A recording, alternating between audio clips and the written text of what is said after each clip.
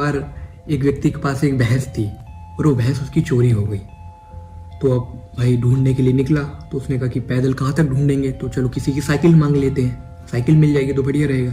तो साइकिल मांगने के लिए निकलता है। रास्ते में निकलता है तो उसके दिमाग में कई ख्याल आने लगते हैं कि भाई मैं साइकिल मांगूंगा, उससे पूछूंगा कि मुझे साइकिल चाहिए, तो वो बोलेगा कि भाई क्यों चाहिए तुम्हें साइकिल, तो मैं बोलूँगा मेरी भैंस चोरी हो गई। तो वो बोलेगा ठीक है ले जाओ, पर मेरी साइकिल में तो हवा भी नहीं है, हवा डलवानी पड़ेगी। तो फिर मैं बोल दूंगा कि ठीक है मैं डलवा लूँगा बाहर से हवा कहीं से। तो फिर मैं बोलेगा कि इसकी तो चैन भी ख़राब है। तो फिर मैं बोल दूंगा कि चैन मैं सही करवा लूँगा, देख लूँगा खुद से।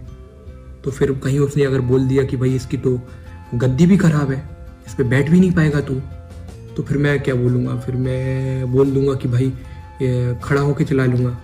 तो फिर कहीं उसने कुछ और बोल दिया, तो ऐसा कर करके उसके दिमाग में इतनी ओवर थिंकिंग कर ली उसने कि जैसे ही वो उसके घर तक पहुंचा, साइकिल वाले के घर तक साइकिल मांगने के लिए, और जैसे ही उसने दरवाज़ा खोला साइकिल मांगने, तो तुरंत वो निकल के आया सामने से और उसने उससे बोल दिया कि मुझे तेरी साइकिल नहीं चाहिए, और लौट आया। तो बहुत संक्षिप्त कहानी है कि हम जब ज़रूरत से ज़्यादा सोच लेते हैं किसी विषय के बारे में, किसी भी चीज़ के बारे में, तो हमारे आसपास अपने आप स्वतः वो सारी समस्याएं निर्माण हो जाती हैं जो है भी नहीं।